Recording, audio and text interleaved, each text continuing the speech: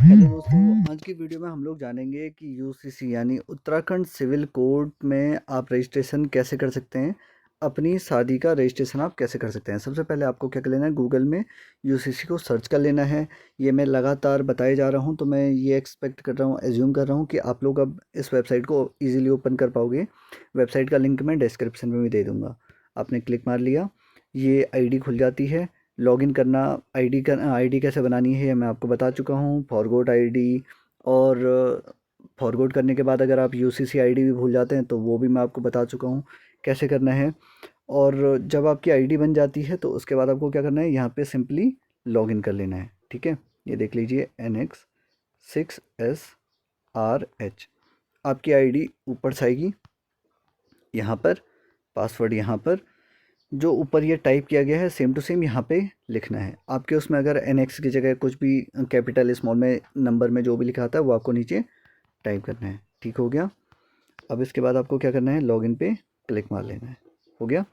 अब आपके registered mobile number पे एक OTP आएगा। You have to wait for the OTP। See OTP को मैं यहीं पे एंटर कर लेता हूँ। आप देख पा रहे होंगे मैं फ़ोन से कर रहा हूँ। अगर आप कंप्यूटर या लैपटॉप से भरते हैं तो भी प्रोसेस सेम रहेगा, बस पेज में आपको ये ऑप्शन खोजने पड़ेंगे कहाँ कहाँ पर कौन सा ऑप्शन है। देखिए यहाँ पे अलग अलग ऑप्शन आते हैं। तो जो मैंने पहले के अप्लाई कर रखे थे उनका आ चुका है नंबर, और अब मैं आपको बता रहा हूँ। पहले मुझे चेक करना पड़ा कि क्या ये सेम सेम डॉक्यूमेंट लगा के हो सकता है, नहीं। तो पहले मैंने खुद से ट्राई कर लिया है, इसीलिए इसके बाद मैं वीडियो बना रहा हूँ। ठीक है, आप जो है हमारे चैनल को लाइक और सब्सक्राइब कर लीजिए, जिससे कि हम लोग ऐसी वीडियो आपके लिए तेज़ी से बना पाएँ और आपके पूछे हुए क्वेरीज़ को सॉल्व कर पाएँ और आपको आंसर जल्दी जल्दी कर पाएँ। ठीक है, और हो सके तो अपने दोस्तों में इन वीडियोस को शेयर भी कर लीजिए। और इसके बाद देखिए, सबसे पहले इनके ऑप्शन के मतलब मैं आपको बता देता हूँ। देखिए ये इंग्लिश और हिंदी दोनों में अवेलेबल होता है। नीचे आपको एक ऑप्शन दिख रहा होगा इंग्लिश, मैंने इसे किस में कर लिया, हिंदी में। ठीक है, जैसे मैंने हिंदी में करूँगा तो यहाँ पे तो ये देखिए यहाँ पे नहीं दिख रहा है, पर इसके नीचे सारे के सारे ऑप्शन जो हैं वो दिख रहे हैं। हाँ, ये भी हो चुका है। अब विवाह का पंजीकरण, पंजीकृत विवाह की स्वीकृति। विवाह पंजीकरण पंजीकृत विवाह की स्वीकृति के तहत आवश्यक सेवा का चयन करें। आपको इस पर क्लिक मार लेना है। विवाह पंजीकरण या पंजीकृत विवाह की स्वीकृति, आधिकारिक तौर पर अपनी पंजीकृत शादी को ऑनलाइन स्वीकार करें। यानी कि आपको जो है खुद ही से आप सीधे सीधे एक काम कर लीजिए, विवाह का पंजीकरण पर आप क्लिक मार लीजिए। क्लिक मार लिया, दो ऑप्शन आपके पास आता है, मानक सेवा, एक मिनट, एक आता है मानक सेवा जिसके लिए 250 रुपये का शुल्क रखा गया, यानी कि 250 रुपये आपकी फ़ीस लगेगी। और टाइम जो दिया गया है वो 15 दिन दिया गया है। तत्काल सेवा में आपको पंजीकरण का शुल्क 2,500 रुपये और 3 दिन के अंदर ये काम हो जाएगा। देखिए शायद ये इसलिए दिए गए हैं कि आने वाले टाइम पे जब इनकी लास्ट डेट होगी, 6 महीने के अंदर हमको रजिस्ट्रेशन करना होता है। अगर 6 महीने से ऊपर होगा, जो लास्ट टाइम पे करेंगे रजिस्ट्रेशन, उनके लिए होगा ये। तो आपको क्या करना है, मानक सेवा पे आप क्लिक मार लीजिए। मुझे लग रहा है अभी तो आप लोग टाइम पीरियड होगा आपके पास। तो वैसे भी आजकल जब भी आप अप्लाई कर रहे हैं तो जल्दी से ही सब लोग काम कर लेते हैं, सब कुछ ऑनलाइन हो चुका है। तो आप लोग आगे बढ़े पे क्लिक मार लीजिए। हो गया।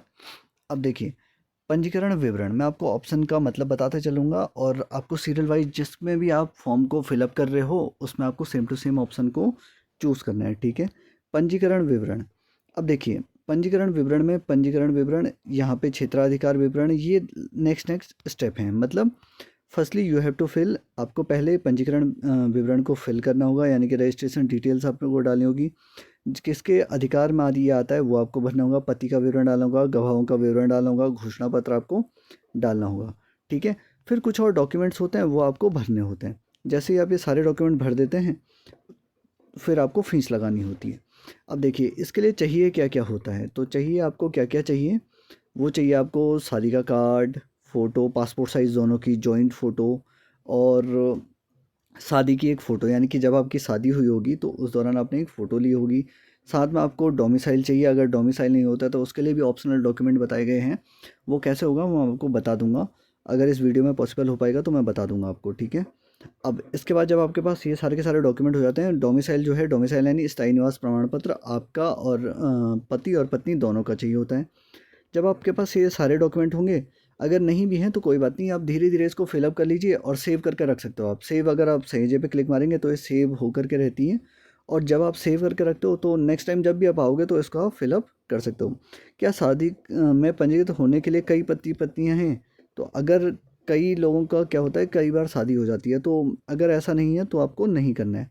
अगर पहली बार ही शादी हुई है तो नहीं करना है। क्या ज्ञापन ज्ञापन सही रूप से प्रस्तुत किया जा रहा है, यानी कि आप जो गवर्नमेंट को साथ में मिल के बता रहे हो कि हाँ हम दोनों की और की है, तो आप जॉइंटली में सेलेक्ट कर लीजिए। शादी की तारीख के लिए आप यहाँ से सेलेक्ट के लिए 2025 में हुई तो 2025, अगर नहीं हुई है तो इस तरीके से आप ऊपर नीचे जा सकते हैं। क्लिक हो गया। मार्च में भी आप ऊपर नीचे जा सकते हैं। फिर आपने यहाँ से डेट को सेलेक्ट कर लिया, ठीक हो गया। फिर विवाह पक्ष में से कौन सा पक्ष उत्तराखंड का निवासी है? देखिए कई बार क्या होता है ना कि इंटर स्टेट या इंटर कॉन्टिनेंटल, अब कैसे भी आप सोच लीजिए, अलग अलग जगहों पे लोगों की शादियां हो जाती हैं। तो अगर कोई उत्तराखंड का ही है, जैसे वाइफ ओनली जो है उत्तराखंड की है तो आपको वाइफ सेलेक्ट करना है। केवल हस्बैंड जो है उत्तराखंड के हैं तो आपको वो सेलेक्ट करना है। अगर दोनों उत्तराखंड के हैं तो आपको वो सेलेक्ट करना है, ठीक है। तो आप समझ गए होंगे। दोनों मैं यहाँ पे सेलेक्ट कर लेता हूँ क्योंकि जिनका भी करना है उनका दोनों है। इस संबंध में अब देखिए यहाँ पे ऑप्शन आ रखे हैं। मैंने ज़्यादातर का यही ऑप्शन सेलेक्ट कर रखा है। इस संबंध में राज्य सरकार द्वारा जारी अधिसूचना के तहत स्थायी निवासी, यानी कि उत्तराखंड गवर्नमेंट ने बता रखा है कि ये लोग स्थायी निवासी यहाँ के। ओके मान लीजिए, ठीक है। स्थायी निवास का प्रमाण पत्र चुने। देखिए अधिवास यानी स्थायी निवास आपको यहाँ पे डाल लेना है। कहाँ पे डालना है? यहाँ पे, ठीक है। अब यहाँ पे किसका डालना है वो आप ये देख लीजिए। जब आप अधिवास प्रमाण पत्र अपलोड करेंगे तो पति निवास श्रेणी में आते हैं, तो पति का ही आप यहाँ पे स्थायी निवास डालिए। इसके लिए आपको क्या करना है, स्थायी निवास डालने के लिए आपको बस यहाँ पे क्लिक मारना है। कहाँ पे क्लिक मारना है? यहाँ पर, एक मिनट, यहाँ पे आपको क्लिक मार लेना है, ठीक है। अब क्लिक मारने के बाद आपके पास फाइल खुलेगी। फाइल मैनेजर से आपको same to same photo upload करनी है, पर ध्यान रहे कि आप सही सही डॉक्यूमेंट को अपलोड करें, ठीक है। इस संबंध में राज्य, अब आगे चलते हैं। पति निवास की किस श्रेणी में आता है यह बताने की पंजीकृत श्रेणियों में से एक अब आपको पति का निवास की श्रेणी बतानी है, यानी कि वो किसके तहत उत्तराखंड का निवासी है। इस संबंध राज्य सरकार द्वारा जारी अधिसूचना के तहत स्थायी निवासी, यानी कि उत्तराखंड गवर्नमेंट में वो कहीं ना कहीं से उत्तराखंड गवर्नमेंट ने जो नॉर्म्स रखे हैं कि यहाँ के स्थायी निवासी हैं उनके तहत है। नॉर्मली आप इसी ऑप्शन को चूज़ कर लीजिए। अगर राज्य सरकार या उसके उपक्रमों में वो कहीं पे गवर्नमेंट जॉब वगैरह में करते हैं तो आप इस ऑप्शन को चूज़ कर लीजिए, ठीक है। तब आप इसको चूज़ कर सकते हो। केंद्र या उसके संस्थानों का स्थायी कर्मचारी जो उत्तराखंड क्षेत्र के भीतर कार्यरत हो। अगर वो किसी ऐसी जॉब में हैं जो सेंट्रल गवर्नमेंट से रिलेटेड हैं तो आपको ये वाला ऑप्शन चूज़ करना है। 1 वर्ष से अधिक समय से उत्तराखंड में रह रहा है तो आपको ये वाला ऑप्शन करना है। अगर राज्य सरकार या केंद्र सरकार की किसी भी योजना की लाभार्थी जो राज्य में लागू, कोई भी योजना के तहत अगर वो उत्तराखंड में योजना का लाभ ले रहे हैं तो आप ये वाला ऑप्शन चूज़ कर सकते हैं। नॉर्मली मैं ये वाला ऑप्शन चूज़ कर लेता हूँ। अभी तक मैंने जितनों को भी चूज़ किया था वो इसी में किया था। आप अपने अकॉर्डिंग ऊपर नीचे से चूज़ कर सकते हो। स्थायी निवास का प्रमाण पत्र आपको चुनना है। मैंने डोमिसाइल चुन लिया। नॉर्मली जनरली वो बन ही जाता है। आपको खाता खतौनी की ज़रूरत होती है, बिजली बिल वगैरह की ज़रूरत होती है। जब आपका बन जाएगा आपने फिर फाइल पे क्लिक मार लेना है, ठीक है। तो फाइल पे क्लिक मारने के लिए आपको क्या करना है, यहाँ पे क्लिक मारना है। जो भी आपके पति पत्नी की जो स्थायी निवास होता है उसको अपलोड कर लेना है। एक जगह में आप अपने पति का कर लीजिए, एक जगह में आप पत्नी का अपलोड कर लीजिए, ठीक हो गया। अब जैसे आप अपलोड कर लोगे यहाँ पे एक ऑप्शन दिया है सहेजें। सहेजें का मतलब है सेव करना, यानी कि आप जो भी डॉक्यूमेंट डालोगे उसको आप सेव करते रहिए, ताकि जब आप किसी दौरान इंटरनेट डाउन हो जाता है, लाइट चली गई या फ़ोन बंद हो गया, बैटरी कम है, तो आपको तब ये ऑप्शन चूज़ करना पड़ेगा, ठीक है। ताकि आपका जितना भी डाटा डाला है वो फ़ोन में ही सेव रहे, यानी कि इंटरनेट पे वो सेव हो जाए और जब आप नेक्स्ट टाइम आओ तो यहाँ पे आ जाओ। अब देखिए यहाँ पे लैंग्वेज की वजह से ना, ये वाला देखिए यहाँ पे लैंग्वेज की वजह से यहाँ पे क्लिक नहीं हो पा रहा है। तो जो ये लैंग्वेज हिंदी लिखा है, हिंदी के पीछे आपको छोटा सा एक ग्रीन ग्रीन कलर का आइकॉन सा दिख रहा होगा, इस पर आपको क्लिक मारना है। ये है नेक्स्ट बटन। अब ये लैंग्वेज की वजह से दिख नहीं रहा है। क्लिक मार लिया हमने। अब आपने नेक्स्ट करने के बाद यहाँ पे अपने क्षेत्राधिकार का विवरण, ठीक है, यहाँ पे इंग्लिश में लिखा हुआ है और आप इस पर क्लिक मारोगे तो वो हिंदी में भी आपको दिख जाएगा। फिर आपको उपपंजीयक को चुनना है। उत्तराखंड के भीतर विभाग के स्थान पर अधिकार क्षेत्र रखने वाले उपपंजीयक, मैंने इसी पे क्लिक मार लिया, सब रजिस्ट्रार। अब नेक्स्ट क्लिक मार लेता हूँ, सेव भी करते रहूँगा मैं। अब आपको क्या करना है, पत्नी का विवरण, आपने आधार कार्ड नंबर डालना है। ध्यान रहे कि पत्नी का जो आधार कार्ड नंबर है उस पर OTP जाना चाहिए। देखिए काफ़ी सारा टाइम लग रहा है इस वीडियो को बनाने में, बहुत सारी डिटेल्स हमें डालनी होती है। तो आप जो है चैनल को लाइक सब्सक्राइब कर लीजिए, क्योंकि ये बहुत ही ज़्यादा लंबी वीडियो हो रही है और टाइम भी आपके बहुत सारा काम भी आएगा ये वीडियो आने वाले टाइम पे भी। तो चैनल को लाइक और सब्सक्राइब कर लीजिए। कोई क्वेरी होती है तो उसे कमेंट में पूछ सकते हो आप। आपको यहाँ पे क्या करना है, अपनी पत्नी का आधार कार्ड नंबर डालना है। आधार कार्ड नंबर डालने के बाद वहाँ पे OTP आएगा। यहाँ पे आपको कैप्चा कोड भर देना है। कैप्चा कोड मतलब जो यहाँ पे लिखा होता है वही आपको यहाँ पे डालना होता है, ठीक है। अब क्या करना है, यहाँ पे देखिए OTP भेजें, तो OTP भेजे पे क्लिक मारोगे तो आपके पास एक OTP आ जाएगा। इसके बाद जैसे ही आप OTP आ जाएगा, फिर आपके पास OTP आपको एंटर करनी होती है। ये डिटेल्स खुद ब खुद जो जहाँ पे आप लिख नहीं पाओगे, ये डिटेल्स खुद ब खुद गवर्नमेंट की साइट से आधार कार्ड के डाटाबेस से खुद ही फैच हो जाते हैं और यहाँ पे डालने के लिए आ जाते हैं। फिर आपको क्या करना होता है, आपको हाँ एक चीज़ और, अगर आपके डॉक्यूमेंट में आधार कार्ड में कुछ गड़बड़ है तो आपको वो ठीक करा लेना चाहिए, नहीं तो आपके डॉक्यूमेंट में वही चीज़ें भरी हुई आ जाएंगी। देखिए पता भी वहीं से खुद ब खुद आ जाता है, ठीक है। अब राष्ट्रीयता के लिए आपको क्या चुनना है, इंडियन चुन लेना है। अगर आप इंडियन हो सकता है कि कुछ लोग इंडियन ओरिजिन से अदर भी शादी कर लेते हैं तो उनको वो चूज़ कर लेना है, ठीक है। धर्म हिंदू, अगर आपका जो भी धर्म होता है वो आपको चूज़ कर लेना है, ठीक है। श्रेणी, अब श्रेणी आपको यानी कि कैटेगरी जनरल, SC OBC जो भी है वो आपको चूज़ कर लेना है, ठीक है। आयु प्रमाण पत्र के लिए आप बर्थ सर्टिफिकेट डाल सकते हो। देखिए कई लोग ऐसे भी होते हैं जो 10 पास नहीं होते हैं, जिनके पास जन्म प्रमाण पत्र नहीं होता, क्योंकि पहले के टाइम पे जन्म प्रमाण पत्र नहीं बनते थे। जिनकी बहुत पहले शादी हो गई है तो उनके पास जन्म प्रमाण पत्र नहीं होता है, 10वीं का भी नहीं होता है, तो आप उनका पैन कार्ड इजीली आपको अवेलेबल हो जाएगा। पासपोर्ट भी उनके पास नहीं होगा, मार्कशीट भी नहीं होगी, जन्म प्रमाण पत्र भी नहीं होगा, पर पैन कार्ड सबका बना हुआ है अभी के टाइम पे। तो आप वहाँ पे जो जन्म का प्रमाण है, जो आयु का प्रमाण है, उसके लिए आप क्या यूज़ कर सकते हो, आप वहाँ पे यूज़ कर सकते हो पैन कार्ड, ठीक है। पैन कार्ड आप अपलोड की कर लीजिए। अगर किसी के पास 10वीं का है वो अपलोड कर लीजिए, बर्थ सर्टिफिकेट है वो अपलोड कर लीजिए। प्रमाण पत्र की संख्या आपको यहाँ पे लिख लेनी है। फिर सबमिट पर आप जैसे क्लिक मारोगे, बर्थ सर्टिफिकेट से सारी सारी डिटेल यहाँ पे आ जाएंगी। ये 2 डिटेल आपको दिख रही है ना यहाँ पे, ये देखिए मैं यहाँ पे थोड़ा पीछे आ जाता हूँ, ये यहाँ पे और यहाँ पे, ये जो 2 डिटेल्स हैं खुद ब खुद आएंगी। पर इसमें भी क्या है कि जिन लोगों के पुराने जन्म प्रमाण पत्र हैं, जो ऑनलाइन वाले नहीं बल्कि ऑफलाइन वाले हैं, तो उनके खुद ब खुद डिटेल्स नहीं आएंगी। तो ऐसे में मैं यही कहूँगा आपको कि आपको क्या करना है कि आप वहाँ पे जो है अन्य प्रमाण पत्र कुछ डाल लीजिए। या तो आप जन्म प्रमाण पत्र की जगह 10वीं का डाल लीजिए या पैन कार्ड डाल लीजिए, क्योंकि पैन कार्ड डालने के बाद वो फैच नहीं करेगा, वहाँ पे आपको डालने के लिए खुद ब खुद चीज़ें मिल जाएंगी, ठीक है। तो जन्म प्रमाण पत्र में थोड़ी ये अभी हो सकता है कुछ टाइम में ये अपडेट आ जाए। इसके बाद आपको क्या करना है, संरक्षण का प्रकार चुनें, यानी कि कौन किन्होंने उनके शादी वगैरह या जो भी उनके पेरेंट्स हैं वो आपको चुन लेना है। माता पिता, अगर किसी के माता पिता उस टाइम पे नहीं थे तो वो कानूनी संरक्षक चुन लें। विवाह के समय पत्नी के पिछले संबंध, उनकी पहले शादी हुई है तो तलाकशुदा, रद्द की गई शादी है तो वो चुन लें, विधवा है तो वो चुनें, कभी शादी नहीं हुई तो पहले वाली चुन लें। यहाँ पे पत्नी का मोबाइल नंबर भर लें, ठीक है। इसके बाद आपको क्या कर लेना है, मैं इसको थोड़ा और भर लेता हूँ, हो गया।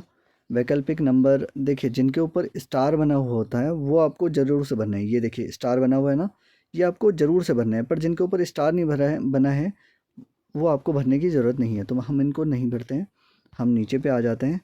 माता पिता का नाम आपने यहाँ पे डाल लेना है, मोबाइल नंबर आपने यहाँ पे डाल लेना है, ईमेल आईडी अगर नहीं है तो वो आपने नहीं डालनी है। स्टार नहीं बना हुआ है, स्टार जिन पे नहीं बना होगा वो आपको भरने की ज़रूरत नहीं है, ठीक है। अब आपको पत्नी के माता पिता का पता, यानी कि पत्नी के मायके का पता आपको पूरा डालना होगा, कहाँ से वो हैं आप उसको चूज़ कर लीजिए। अभी बस मैं एक ऑप्शनल में ऐसे कुछ भी चूज़ कर रहा हूँ। पिन कोड आप वहाँ का डाल लीजिए, पूरा पता आपको वहाँ का लिखना होगा। और उसके बाद क्या पत्नी के माता पिता में से कोई उत्तराखंड का निवासी है, अगर है तो हाँ, नहीं है तो नहीं। पत्नी का वर्तमान पता, कहाँ वो अभी रह रही हैं, उत्तराखंड में रह रही हैं तो वो डाल लीजिए, बाहर भी रह रही हैं तो आप वहाँ डाल सकते हो, ठीक है। तहसील आप अपने अकॉर्डिंग चूज़ कर लीजिए जो जो उनका होता है। और इसके बाद आपको पिन कोड यहाँ पे भर लेना है, पूरा पता आपको यहाँ पे टाइप कर लेना है, ठीक है। पत्नी का स्थायी पता सेम टू सेम, अगर वो अभी देहरादून में रह रहे हैं तो आप वहाँ पे फ़िलहाल के लिए ये वाला डाल सकते हैं पत्नी का वर्तमान पता में। अगर उनका स्थायी पता जो है वो मतलब कहाँ के रहने वाले हैं, कहाँ पे उनका ओरिजिन है, जहाँ पे वो बिल्कुल फिक्स तरीके से रहते हैं, तो वहाँ पे से आपको स्थायी पता में वो चीज़ें भरनी है। पता भरना शायद आपको आता ही होगा, शायद क्या आता ही होगा, एज्यूम कर रहा हूँ मैं। जिला आपको भर लेना है, तहसील, क्षेत्र, पिन कोड आपको भर लेना है, ठीक है। इसके बाद आपने क्या कर लेना है, नीचे की ओर आ गए, इस स्थल चिन्ह पे नेक्स्ट कर लेना है, ठीक है। अब डिटेल्स ऑफ हस्बैंड, जैसे आपने पत्नी की डिटेल्स भरी थी वैसे आपको यहाँ पे भर लेना है। आधार कार्ड के यहाँ पे टिक मार लीजिए, आधार कार्ड नंबर यहाँ डाल लीजिए, जो कैप्चा कोड यहाँ लिखा हुआ है यहाँ इसको एंटर कर लीजिए। ओटीपी भेजें, जैसे ही ओटीपी आपके पास आ जाता है वो एंटर कर लीजिए, ठीक है। एंटर करने के बाद आपके यहाँ पे जितनी भी डिटेल्स हैं, पति, जन्म तिथि, आयु, पुरुष, ये सब कुछ जो है आधार कार्ड की वेबसाइट से ही अपलोड हो जाएगा, फैचिंग हो जाएगी। तो आपको इस चीज़ का ध्यान रखना है कि आपके आधार कार्ड में डिटेल्स बिल्कुल सही रहें। राष्ट्रीयता आपको चुन लेनी है, धर्म, श्रेणी, आयु के लिए प्रमाण पत्र आप चुन लीजिए, वही बिल्कुल वही ऑप्शन है, सेम टू सेम जैसा पत्नी के लिए थे। संरक्षक, पेरेंट्स की डिटेल हो गई, संरक्षक में आप पेरेंट्स चुन लीजिए। विवाह के संबंध, पति की क्या पहले शादी हुई थी, कभी शादी नहीं हुई थी। पत्नी का आधार कार्ड, पति का आधार कार्ड नंबर आप यहाँ पे फिलअप कर लीजिए। फिर यहाँ पे स्टार नहीं बना है तो इसको आपको भरने की ज़रूरत नहीं है। ये देखिए मैंने नहीं भरे इनको, अभी फ़िलहाल मैं बस बता रहा हूँ आपको, बस ऑप्शन को समझना है ताकि जब भी आप इसको फिलअप करो तो आपको पता चल जाए। फिर राज्य, जिला, तहसील, पिन कोड सब आपको भर के रख देने हैं, ठीक है। फिर स्थायी पता यानी कि कहाँ उनका गांव है, शहर है, जो भी आपको भरना होता है वो सेम टू सेम वैसे ही जैसे पत्नी वाले में भेजा वो।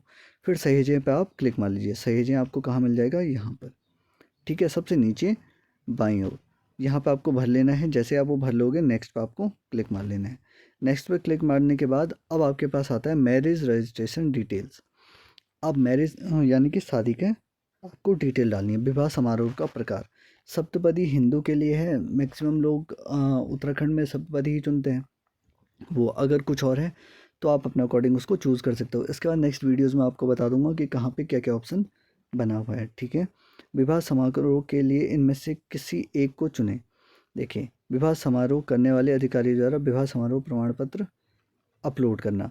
अब इससे अच्छा मैं आपको बताऊंगा, प्रमाण पत्र आप लेने जाओगे वो आप अपलोड करोगे, उससे अच्छा है विवाह समारोह के लिए स्वघोषणा पत्र, वो उस पर आप क्लिक मार लीजिए, यहाँ पे आप क्लिक मार लीजिए। बस क्या करना है, सेकंड वाले ऑप्शन पे आपने चूज़ कर लेना है विवाह समारोह के लिए स्वघोषणा, और यहाँ से इस पर क्लिक मार लेना है। जैसे आप इतना कर लेते हो बस, उसके बाद आपको प्रमाण पत्र डालने की ज़रूरत नहीं पड़ेगी। विवाह स्थल यानी कि कहाँ पे आपकी शादी हुई थी उस राज्य को चुन लें, जिला चुन लें, तहसील चुन लें, क्षेत्र, पिन कोड जैसे आप नॉर्मली करते हो, जहाँ पे शादी हुई थी उसका पता। अब कई लोगों के क्या है, डेस्टिनेशन वेडिंग तो होगी नहीं, तो जो भी लड़के की घर की पता होगा वही आप डाल लीजिए। अगर आप लड़की की भी डालते हो तो भी दिक्कत नहीं है, कई लोग दूसरे टाइप से भी शादियाँ होती हैं, तो आप अपने हिसाब से जो भी आपको सही लगे वो आप चूज़ कर सकते हो, ठीक है। अब आप नीचे की ओर आ जाइए, अधिकारी का नाम यानी कि आपको पंडित का नाम डाल लेना है, उनका संपर्क संख्या डाल लेना है, ईमेल है तो वो डाल लीजिए, अधिकारी का पता आप डाल लीजिए। देखिए स्टार नहीं लगा हुआ है तो अगर आप नहीं भी डालते हो तो भी चल जाएगा, पर मैं तो यही कहूँगा कि आपके पास जब ऑप्शन आए हैं तो आप डाल लीजिए। आपको अपने पंडित का नाम, पता, मोबाइल नंबर तो पता ही होगा, है ना। ईमेल आईडी डालने की ज़रूरत नहीं है, सहेजे पे क्लिक मार के नेक्स्ट पे क्लिक मार देना है, यानी अगला पे। अब आपके अगर बच्चे हैं तो आपको यस पे क्लिक मारना है, नहीं है तो नो पे क्लिक मारना है, ठीक है। हैं तो यस पे। ऐड एंट्री, ऐड एंट्री मतलब अब आपको बच्चों की डिटेल्स डालनी पड़ेंगी। बच्चे का विवरण बिफोर, इसमें शादी से पहले, अगर शादी से पहले के हैं तो आपको वो चूज़ करना है, शादी के बाद के हैं तो आपको ये करने हैं, ठीक है। मतलब शादी और अभी तक के रजिस्ट्रेशन के बीच में जो भी बच्चे हैं वो उनकी डिटेल आपको सेकंड ऑप्शन में डाल देनी है। शादी से पहले के बच्चे उनके लिए यहाँ पे, और जो शादी जब शादी हुई है और आज तक की डेट के बीच अगर कोई बच्चे हैं तो उनकी डिटेल आपको यहाँ पे डालनी है।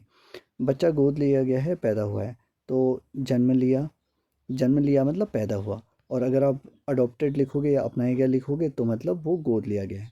Select the mode to provide born child details, कि आपको जन्म प्रमाण पत्र संख्या डालनी है या सभी विवरण प्रदान करने हैं। अगर देखिए आपके बच्चे के नए वाले जन्म प्रमाण पत्र बने हुए हैं तो आप वो चूज़ कर लीजिए, अगर नया वाला बना है ना तो आप जन्म प्रमाण पत्र संख्या लिख लीजिए। फिर आपके पास यहाँ पे क्या करना है, बस आपको यहाँ पे नंबर डाल लेना है उसका, नया वाला जो ऑनलाइन वाला बना है उसके लिए आपको बस यहाँ पे क्लिक मारना है, और जैसे आप जमा करें पे क्लिक मारोगे सारी की सारी डिटेल खुद ब खुद फिलअप हो जाती है। पर जो पुराने वाले जन्म प्रमाण पत्र हैं उनके साथ में ऐसा नहीं होगा, तो आपको क्या करना है, सभी विवरण प्रदान करें पे क्लिक मारना है, और उसके बाद आपको क्या करना है, बच्चे का नाम, लिंग, जन्म तिथि, जन्म स्थान, ये सब आपको फिलअप करना है। और देखिए इसके बाद एक और ऑप्शन यहाँ पे नीचे की ओर आता है, वो आता है जन्म प्रमाण पत्र या कक्षा 10वीं का प्रमाण पत्र अपलोड करना है। ठीक है, इसके बाद आप सही जगह पे क्लिक मारिए और नेक्स्ट। अब विटनेस का मतलब जो आपके गवाह होते हैं उनके लिए उनका भी आधार कार्ड नंबर पे OTP आना चाहिए। यहाँ पे आपको एक क्लिक मार लेना है, अपने गवाहों का एक आधार कार्ड नंबर डाल लेना है। फिर इसके बाद आपको क्या करना होता है, यहाँ पे एक कैप्चा कोड डालना होता है, फिर आपको OTP भेज के क्लिक मारना होता है। जब आप ये सब काम कर लेते हो तो एक रिकॉर्डिंग शुरू करने का ऑप्शन आता है। जैसे आप रिकॉर्डिंग शुरू करने वाला ऑप्शन करते हो, वहाँ पे नीचे से वीडियो के नीचे से खुद ब खुद लिखा आता है। देखिए जैसे ये वीडियो है, यहाँ पे आपको कुछ इस टाइप से लिखा हुआ आएगा, आपको बस वो पढ़ना होता है और वीडियो में आपकी आवाज़ आनी चाहिए। वो किसी भी मोबाइल या किसी भी कंप्यूटर से आप कर सकते हो, मोबाइल से भी हो रहा है।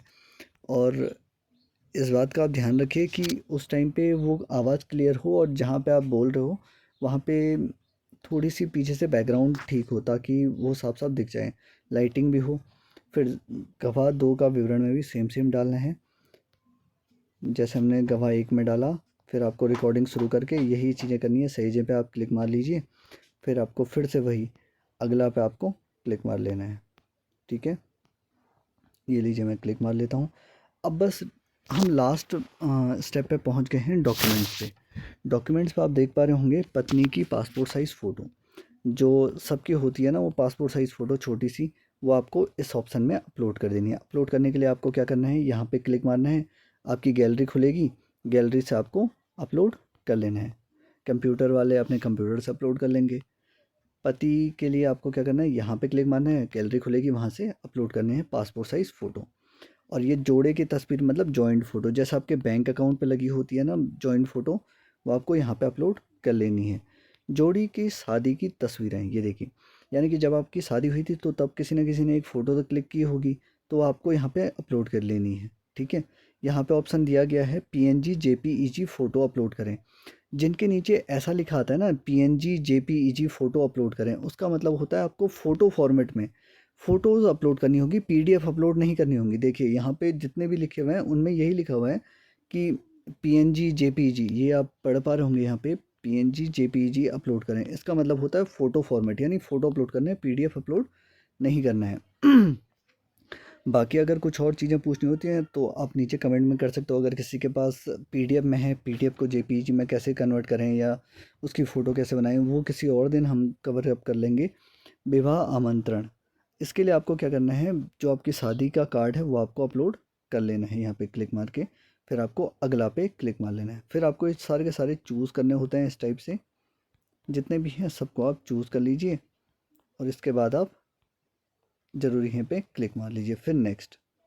और नेक्स्ट करते ही आपको ये सारी डिटेल दिखाता है, तो आपको ये अब सीरियल वाइज ये चेक करने हैं कि आपने जो जो डिटेल्स भरी हैं वो सही भरी है नहीं भरी है। जो आपने डिटेल नहीं भरी होगी, जैसे देखिए मैंने यहाँ पे आधार कार्ड नंबर वगैरह कुछ नहीं डाला है, तो जैसे ही मैं अगला पे क्लिक मारूंगा ना, ये वहीं लेके चल जाएगा मुझे कि आधार कार्ड नंबर डालिए। जो जो डिटेल मैंने जितनी नहीं डाली होंगी, देखिए मैंने यहाँ पे ये शादी समारोह और मैरिज रजिस्ट्रेशन डिटेल में डाली है, तो यहीं लेके आ गया। तो आपको सारी की सारी डिटेल भर देनी है, फिर कुछ नहीं करना है, आपने बस पेमेंट करना है उसको। 250 रुपये का पेमेंट करने के लिए बोलते हैं और फिर हो जाता है आपका काम। ठीक है, इसको वैसे नॉर्मली 15 दिन का डेट दिया गया है, टाइमिंग दी गई है, अगर 15 दिन में हो गया तो ठीक। 15 दिन से पहले तो मुझे लग रहा है कि 1-2 दिन में ही आपके पास आ जाएगा, सब लोग इतने तेज़ कर रहे हैं। तो थैंक यू। अगर आपकी कुछ और पूछना होता है आपको तो वो आप कमेंट में पूछ सकते हैं, और हमारे चैनल को लाइक और सब्सक्राइब कर लीजिए।